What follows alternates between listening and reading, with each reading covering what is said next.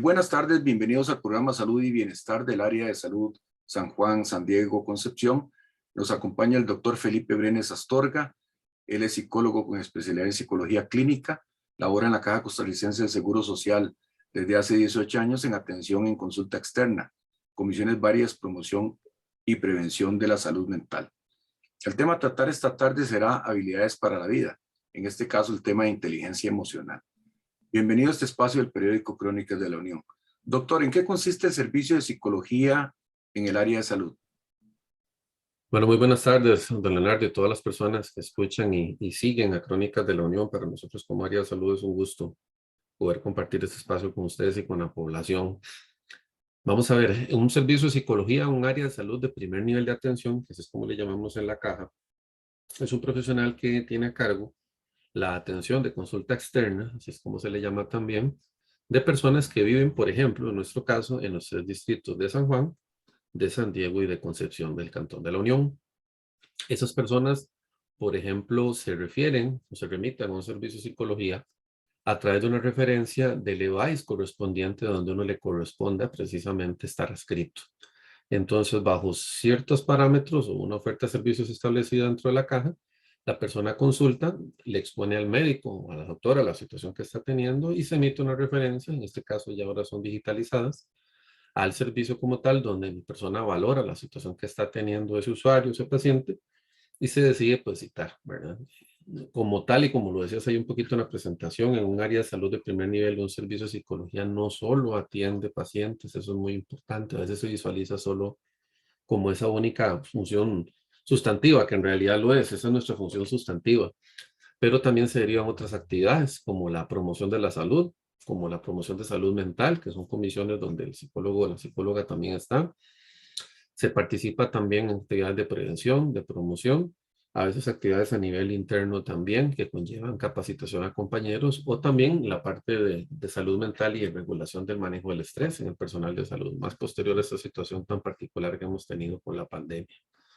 A grandes rasgos eso es lo que hace un servicio de psicología, muy saturado normalmente, porque en este caso solo hay un profesional, una plaza profesional para los 50 y resto de 1000 habitantes que somos en los 3 distritos. Y nuestro hospital de referencia es el Hospital de Cartago. Cuando hay ciertos diagnósticos, perdón, que ya no se puedan valorar en primer nivel de atención, son referidos al segundo nivel, que en este caso es el Hospital Max Peralta en Cartago. ¿A qué usuarios va dirigido el programa?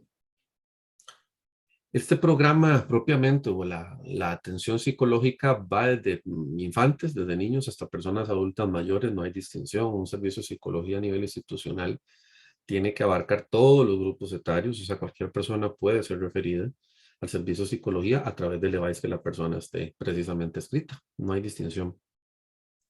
Iniciemos ya con la temática, ¿qué es inteligencia emocional? Mm, El tema como tal que quería conversar con ustedes el día de hoy de inteligencia emocional no tiene tanto de haber sido como, entre comillas, descubierto o tratado. Hablamos de más o menos 1990. Estamos hablando de 32 años aproximadamente. Y fue en la Universidad de Harvard donde se empieza a hablar de este tema y se habla de la necesidad de definir la capacidad que tenemos que tener, valga la redundancia, ese es el concepto como tal, de percatarnos de nuestros propios sentimientos o emociones, así como la de los demás, y tratar hasta cierto punto de gestionarlos de manera beneficiosa. Y uno dirá, ay, caramba, ¿cómo hace uno eso con la gente, con compleja que es, o con uno mismo, con lo complejo que es? Bueno, precisamente tenemos que empezar por uno mismo. Yo no puedo comprender o tener capacidad de entendimiento hacia afuera si no la tengo hacia adentro. Entonces, el conocerme a mí mismo, a mí misma y determinar qué cosas me resultan más fáciles de lidiar en el día a día en la vida y qué cosas no. Tengo menos paciencia para eso, me frustro más, me irrito más, posibilita que la persona tenga un mejor desarrollo personal. Eso es la inteligencia emocional. Es como la administración de las propias emociones y principalmente en contextos o en situaciones que nos resultan complejas. Un ejemplo rápido, inteligencia emocional. Una fila para esperar el bus, para cuando estamos en el banco. La famosa típica situación de la persona que llega y se cola. O ahora que pasa mucho, que se respeta mucho, antes tal vez no, la famosa fila o la caja preferencial. Hay gente que ustedes las ven y si ustedes hicieran como un análisis de rostros, hay gente que le es indiferente esa situación a como hay gente que no, que le molesta ese tipo de situaciones. Qué interesante conocer por qué esa persona que le molesta eso. Sí, mire que puede estar apresurada. Muchos tenemos precisas y premuras en el día a día. Sí, mire que tal vez esto debería ser diferente y esa persona no la veo tan mayor. Me explico, ¿qué manejo de emociones está teniendo esa persona como para que condene una situación como estas? Por eso les digo que es muy individualizado el concepto de inteligencia emocional.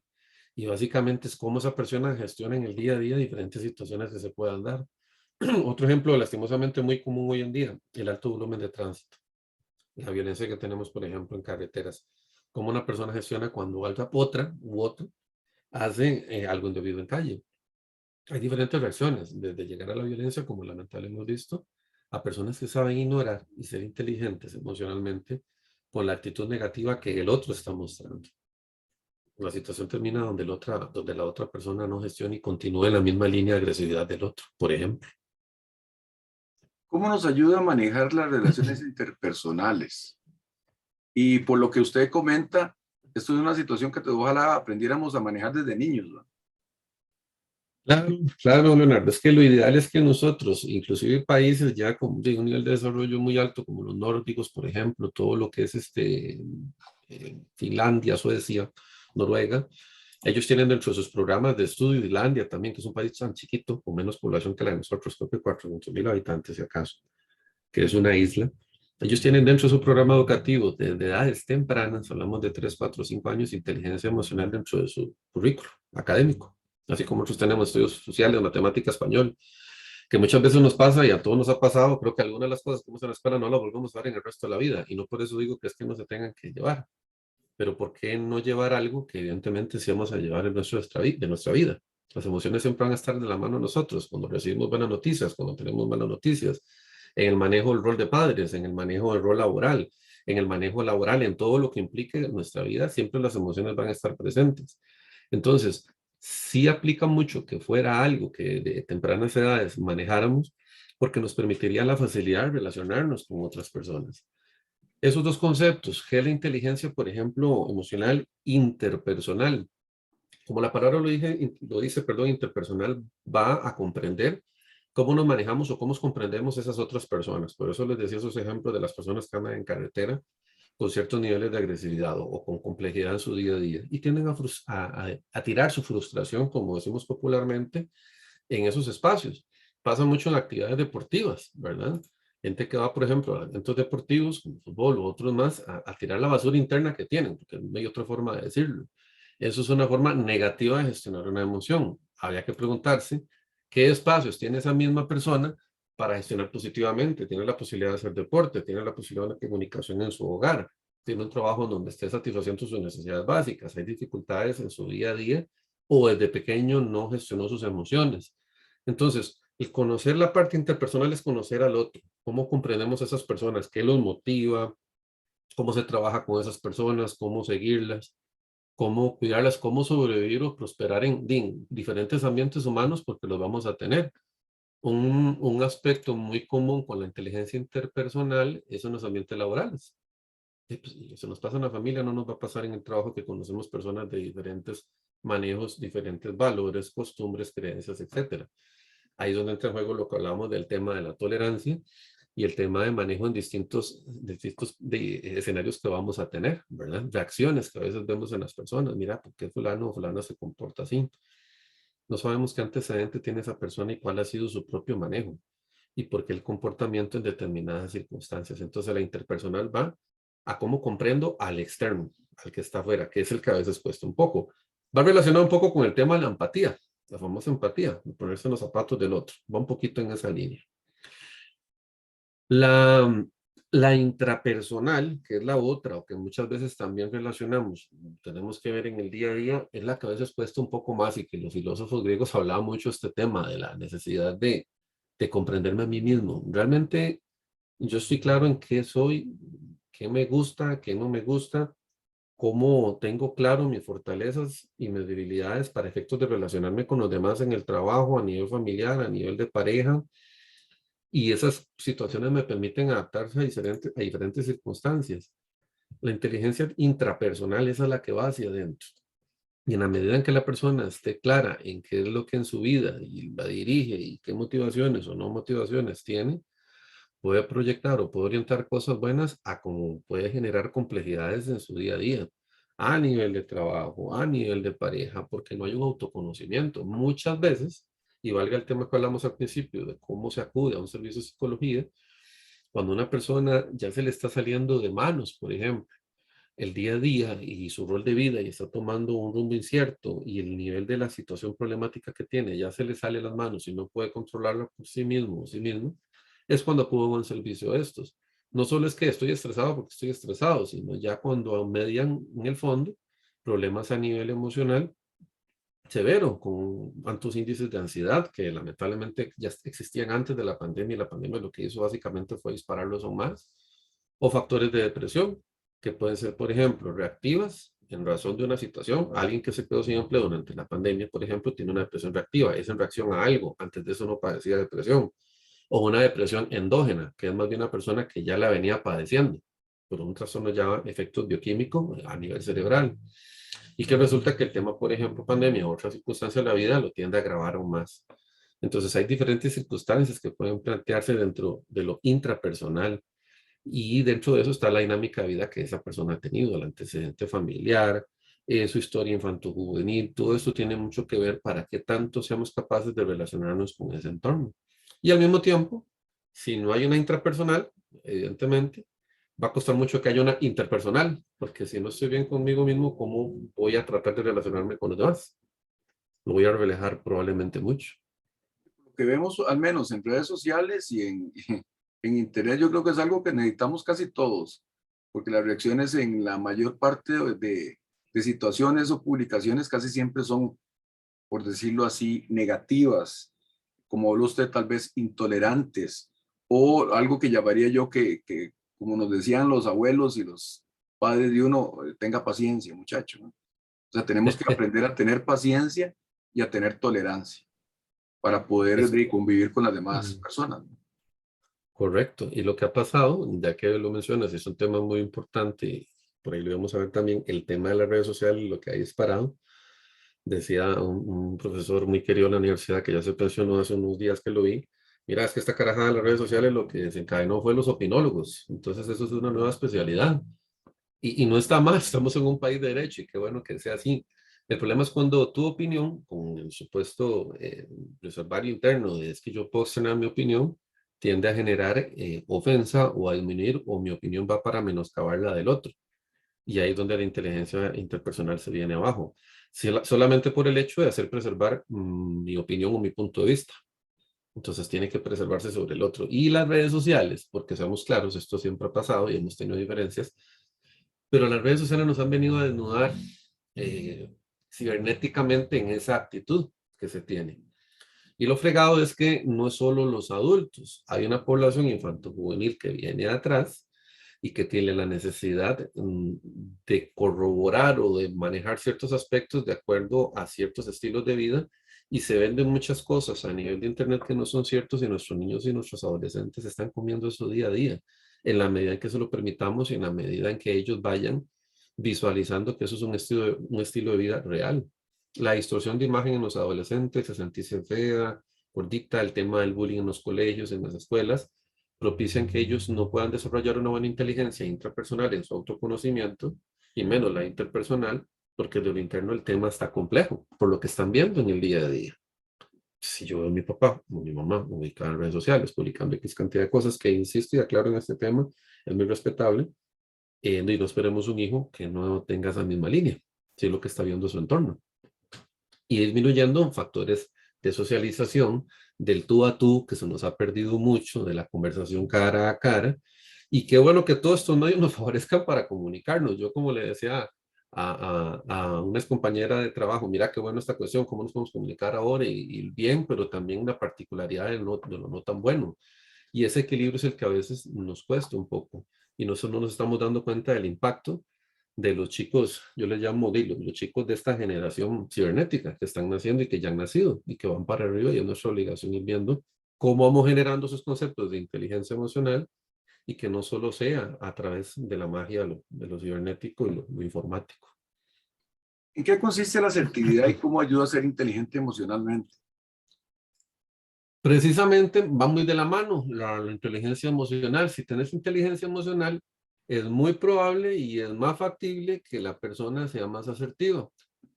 ¿Por qué? Porque si ya entonces, según lo que vimos, tenemos inteligencia intrapersonal, tenemos inteligencia interpersonal, hay un manejo en ese entorno, comprendiendo y entendiendo y poniéndome en los zapatos del otro, la parte de empatía que hablábamos.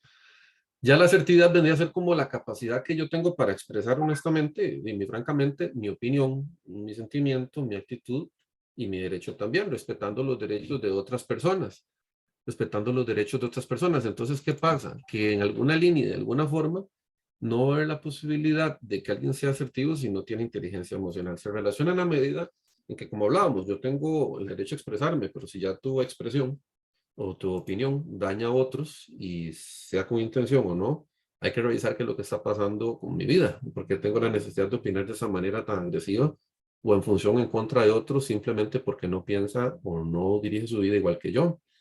Lo que hablábamos, el tema de la particularidad del Internet nos ha hecho ser más intolerantes porque la información viaja en segundos.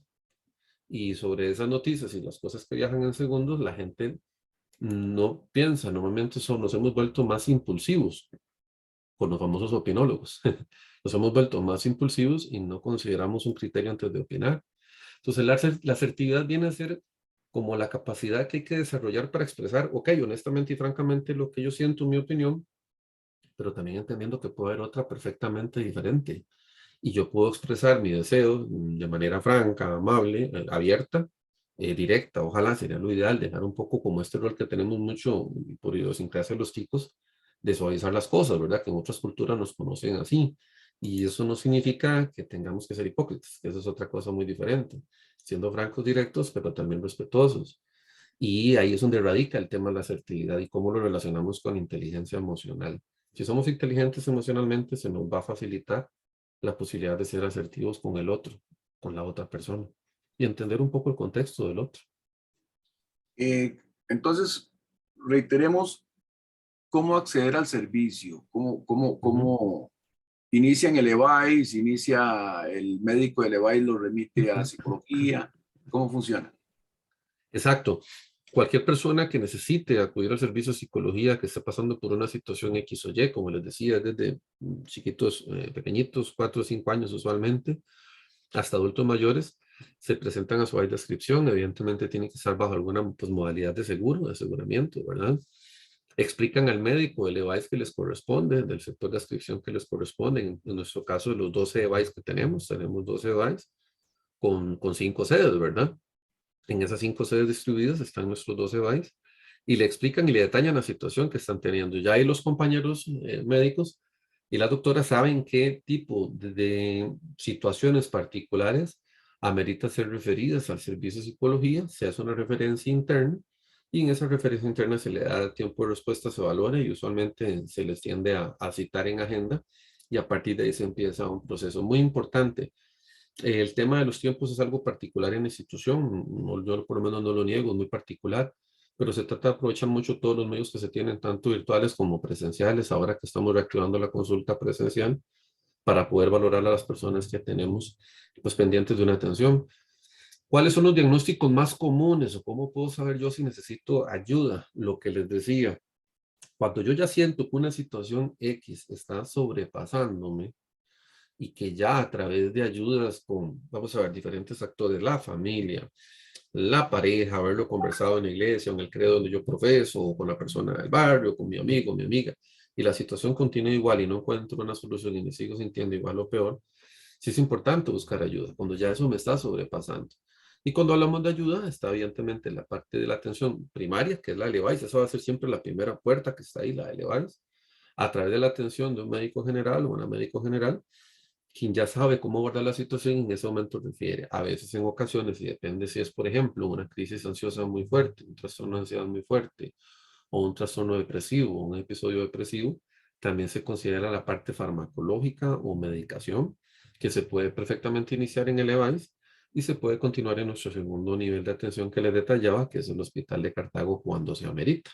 También tenemos allá otros servicios que como área de salud de primer nivel, en la parte, por ejemplo, de salud mental no tenemos. ¿A qué me refiero?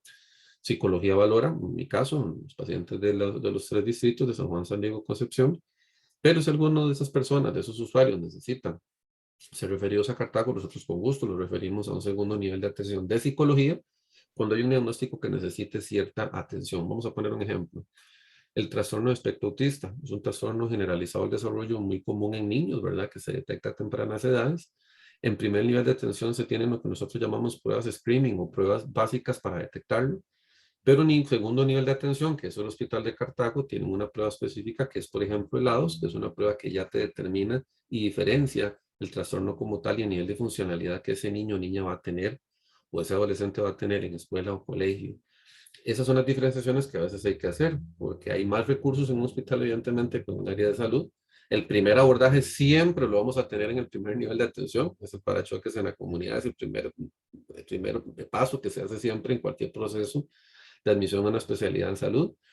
Y, por ejemplo, el Hospital de Cartago tiene una especialidad que no tenemos en un área de salud, que la mayoría de salud no lo tienen, que es el servicio de psiquiatría, que es un servicio al que psicología normalmente también referimos considerablemente. Eso se hace también a través de los compañeros de Levice y mi persona, que se refieren casos allá. Pediatría ya directamente más con medicina general. Pero normalmente ese es el manejo que tenemos a lo interno del área. Muy importante, hoy en día, don Leonardo, y para aprovechar el espacio tan oportuno que se tiene acá con ustedes, el tema de la pandemia nos ha venido a trastocar mucho en cosas que ya estaban de antemano. No es que la pandemia lo descubrió, se dieron, lo que hizo fue dispararlos. O sea, venimos con una crisis a nivel de salud mental desde hace mucho tiempo, no por nada, ya la depresión desde hace bastantes años es la segunda causa más incapacitante a nivel mundial, según la Organización Mundial de la Salud. Y eso conlleva que estemos claros en que la depresión conlleva una serie de aspectos muy particulares que a través de la pandemia pues han disparado. ¿Qué cosas? Desempleo, la tasa de suicidios en algunos países aumentó, las situaciones propias de la pérdida de un ser querido a través de esa terrible enfermedad. Entonces ya traíamos una situación previa a salud mental e incrementado y eso propicia que los niveles de atención aumenten y que a veces no vemos abasto en servicios de salud. Pero con toda la intención de propiciarlo, siempre estaremos en la anuencia de agilizar lo que tenga que agilizarse y en psicología esto es muy común por el tipo de situaciones que normalmente pues vemos en un servicio de primer nivel, que como le decía es el primer parachoques, ¿verdad? Usted conversó hace unos minutos de situaciones como que el papá, yo me imaginé, o la mamá detectaron en su niño alguna situación. Pero en el caso de que el hermano detecte en una hermana o viceversa, o el hijo detecte en el padre o la madre o en un tío o en un vecino, ¿cómo hacer a ese posible paciente el acudir al servicio de psicología del área? Ahí entramos en un principio de la psicología que es la voluntariedad, porque exacto, cualquier persona lo puede determinar. Tal vez el sobrino escuchó al tío hablando de que no se sentía bien y que quería morirse y que para qué estar en este mundo y el sobrinito de 8 o 9 años no sabe qué hacer con esa información. Tal vez va y se lo comenta a los papás en la noche. Y resulta que el papá ya habla con el hermano tal vez ese mismo día ante la preocupación que tiene, porque tal vez el tío vive en la misma casa. Pero resulta que el tío le manifiesta al papá, al hermano en este caso, no, mira, yo estoy bien, fue un decir, disculpa, qué pena que lo oyera fulanito. Entonces ahí cabe un término que es la voluntariedad en los procesos psicoterapéuticos. Sí tiene que haber un principio de voluntad de la persona para acercarse y buscar ayuda. A veces sí aplica el caso para comentarlo, igual la importante pregunta que haces del empujoncito que algunos familiares o gente cercana puede hacer con ellos. Eso también aplica mucho.